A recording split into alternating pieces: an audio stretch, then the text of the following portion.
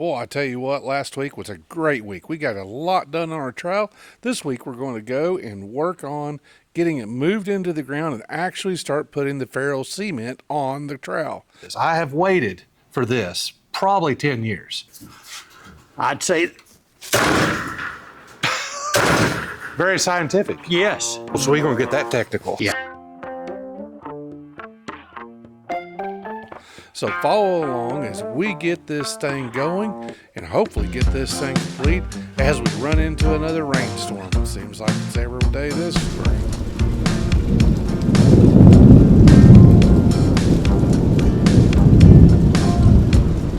So we're ready to move this behemoth outside. It's an impressive piece of artwork we have going on here.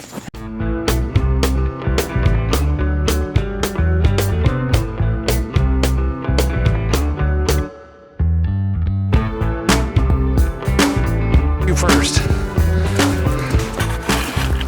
Be careful of those rocks.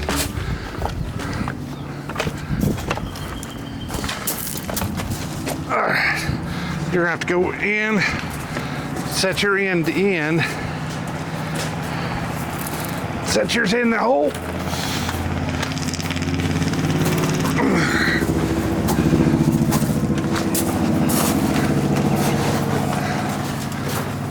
And now we want to put it in the center of the hole.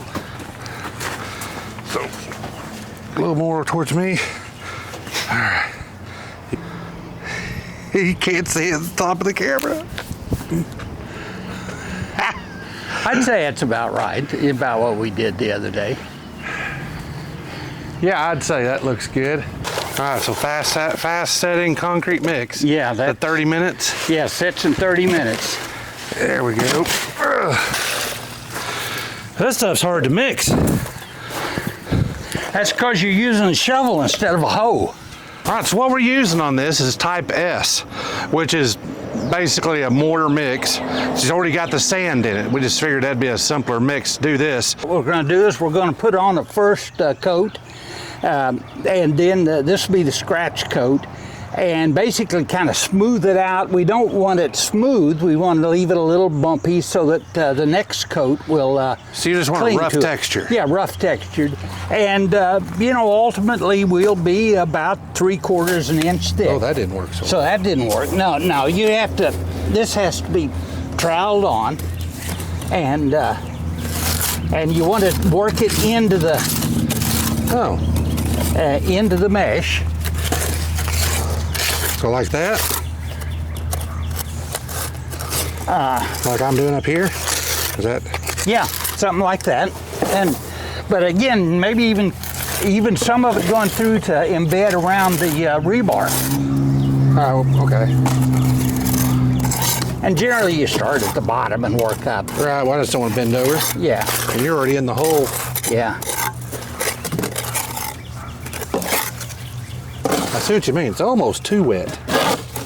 So this really needs to be drier than what you're doing more Yeah, of the rocks. this consistency would be good if you were laying concrete blocks, but it's a little bit too wet for what we're doing. All right, Connor, you can go get us another trowel or shovel full.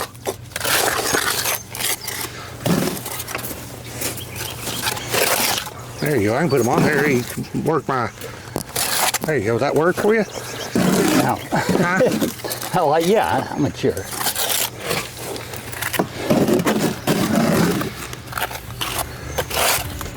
Smooth. I'm all the way through here, smushing through. So. Oh, you are. You're Yeah. coming out the backside. Yeah.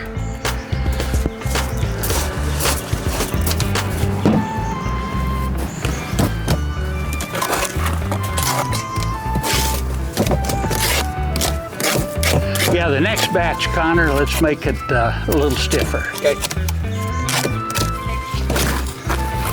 And our fast-drying ready mix did indeed set up in 30 minutes.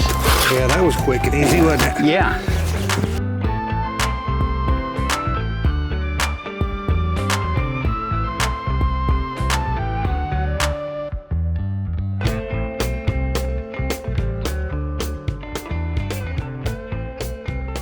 We got a slight problem.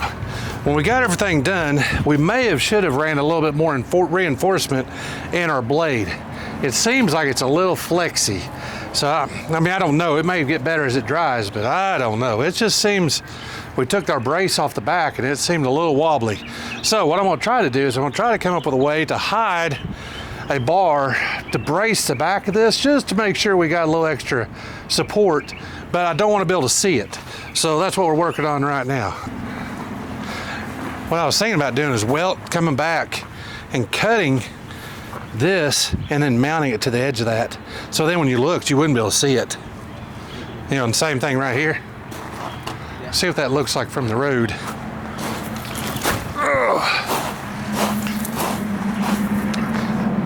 So I don't know. I'm not sure what this is going to do. So we're just going to have to play with this for a minute. I'll let you know what we decide.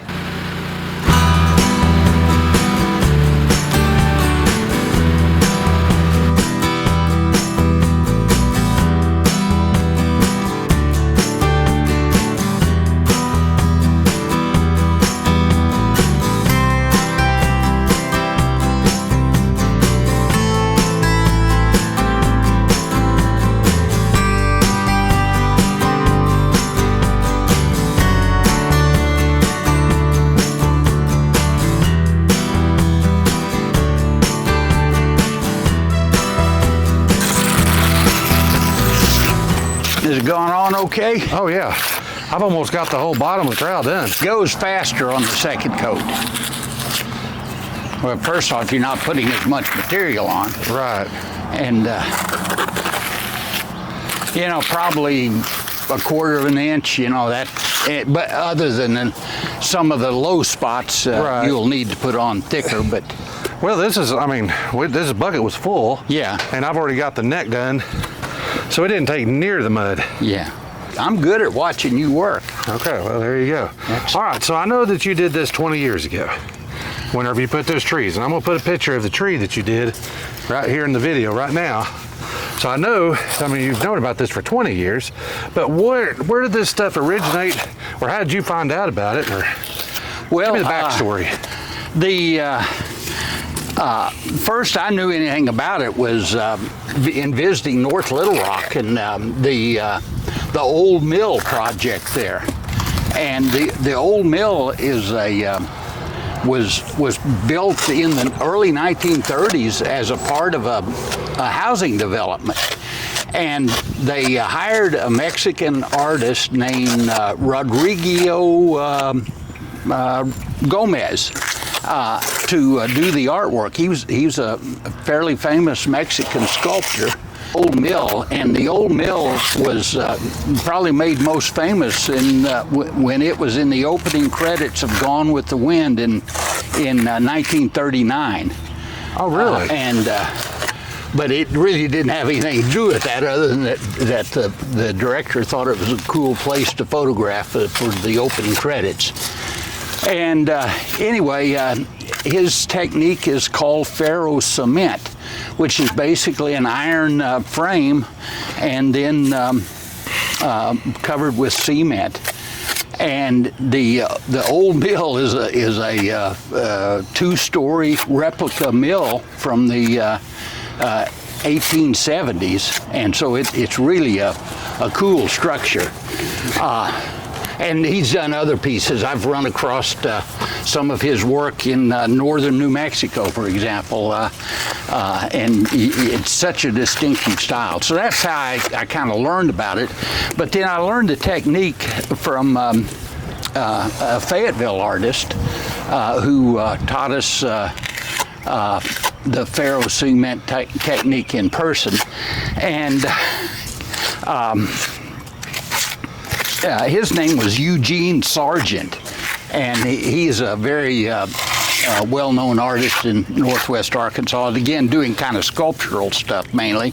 Most of his work is out of steel, but he does some he does some really unique concrete benches and other things that are found around the Fayetteville parks.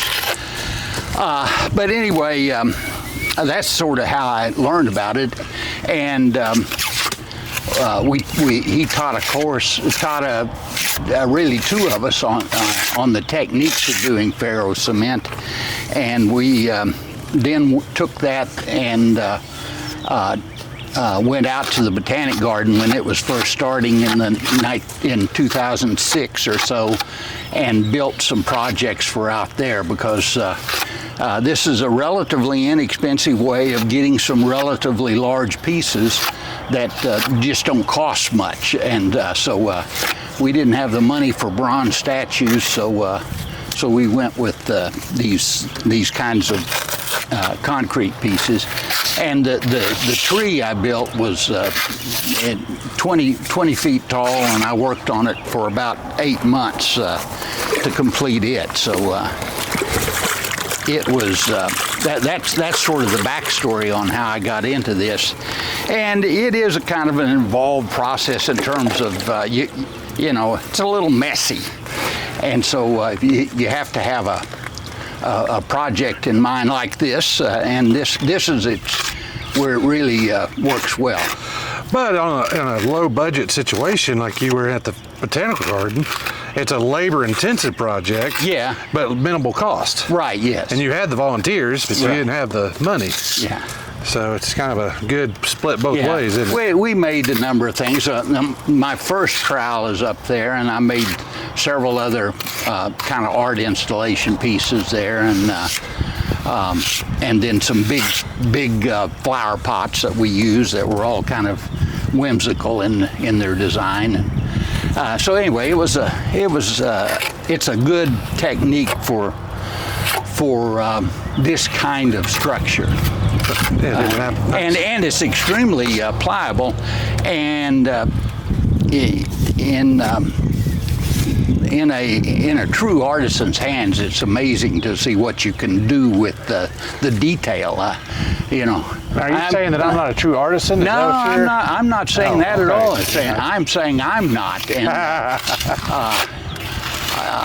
you know, I can do smooth surfaces, and I can make tree bark now, but you know, when it gets to real detail work, some of the people that are really good, they can mimic almost any kind of tree bark. Mine is more of a generic tree bark that kind of doesn't look like anything, but you get the idea, it's tree bark. Look how smooth that's getting. Yeah, that's good. That's coming around the ground. All right, let's tell them about our blunder. Blunder. Our okay. miscalculation that we had, just to be an all true compare. Oh, yeah, sure. Just to be honest there, buddy, about everything. Well, you and I had a big debate when I did the other trowel, which was only about 6 feet tall. This one's 11 feet tall. I built it lying down, and you know, would flip it over as needed. This one, we're crowding in on 8 bags of cement that you know, so it's got, you know, 600-700 pounds of cement on it, and all of a sudden moving it becomes an issue. So the option of doing it lying down really wasn't a very good one. So we brought it out here and are doing it standing up. But the part of the issue was how to brace it. And this has a core of rebar inside of it, 3/8 inch and 1/2 inch rebar. And in truth, it's not braced well enough. The one thing I learned on the first one is that this neck position is really a critical spot. And so to keep it from flexing at the neck, I did a triangular piece of rebar like this, and so that stiffened up this neck, so there's not much flex here. But in the body of the trowel part, we have I think 6 pieces of rebar that just go up and down, and they're just parallel. And so there's some flex in that. Even though this is half mooned, it's still a little bit flexible. And so what we should have done is either gone with 3/4 inch rebar or had some internal bracing with X's and Z's going back and forth so that there would be less give in this. When we started doing the putting the first coat on yesterday, what we discovered was that there was flex in the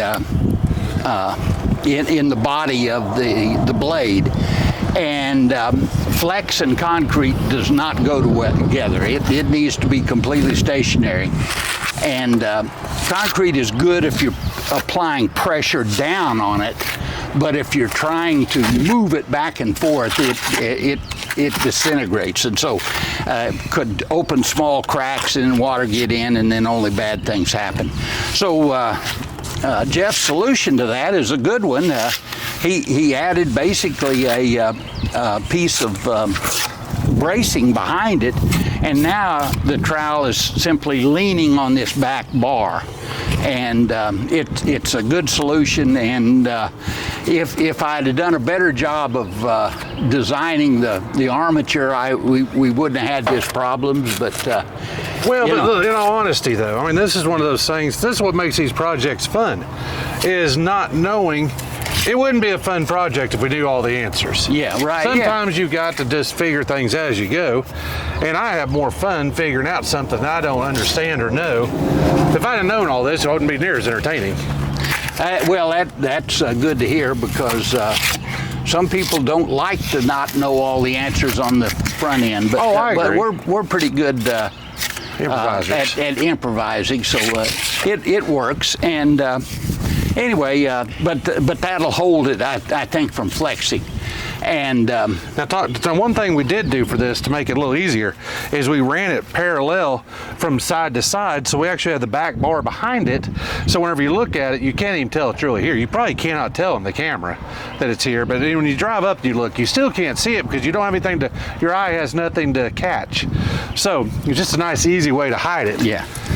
And also, it's an easy way to support it. Yes, very strong the way too. it needs to be supported. And strong. Yeah.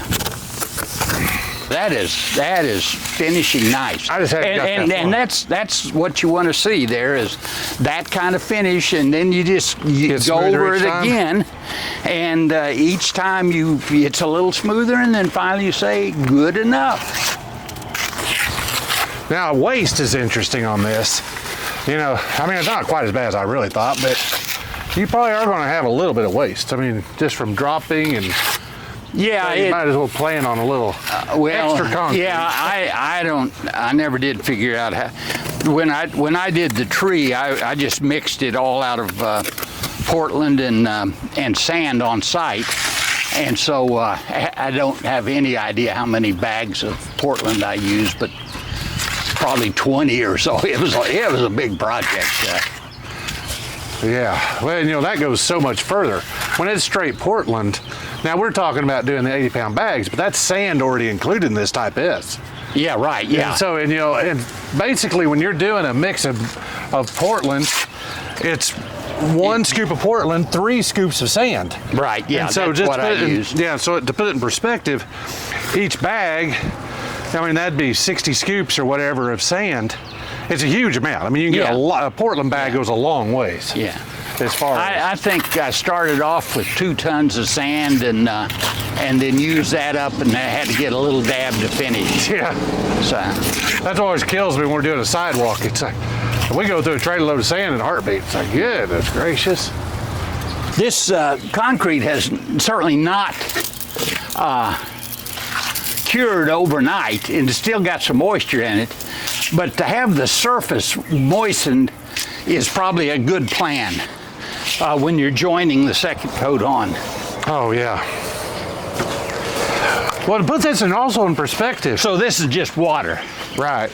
But something that's interesting, this is not even a half a bag of concrete that I'm putting on right now. Yeah. And I'm probably halfway through this coat. Yeah, the critical part is you want these two, you want every layer to bond with the next layer. And they make a product This is concrete bonding adhesive acrylic fortifier.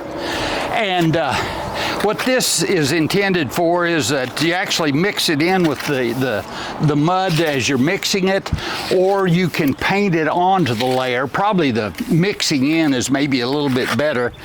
But what this does is it makes the second coat a little bit more adhesive to the first coat. And when you buy a concrete patch, for example, it has this stuff in it to help bond even a thin layer of concrete to existing concrete. So we do have some of that, and this becomes more important if this sits here until next weekend when Jeff gets back to this. He might want to use some of this fortifier to put on the third coat because it'll help it stick better.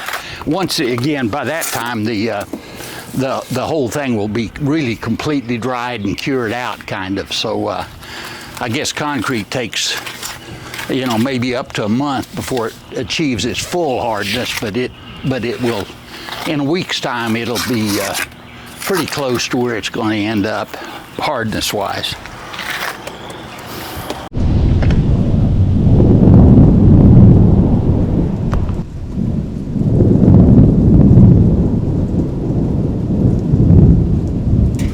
You're a TV star. Well, you can see we didn't quite get done with our project. I sure was hoping to get it painted, but apparently we didn't. But I tell you what, that gives us a good excuse. So what I thought we would do is let's take a poll. What color should we paint it? So anyways, I just want to shout out and tell Pop thank you for everything. It turned out slick. So guys, I sure appreciate it. From County, Bo, and myself, thank you guys. Y'all have a great week. And don't forget to like and subscribe. Thank you guys. This is a great fun project.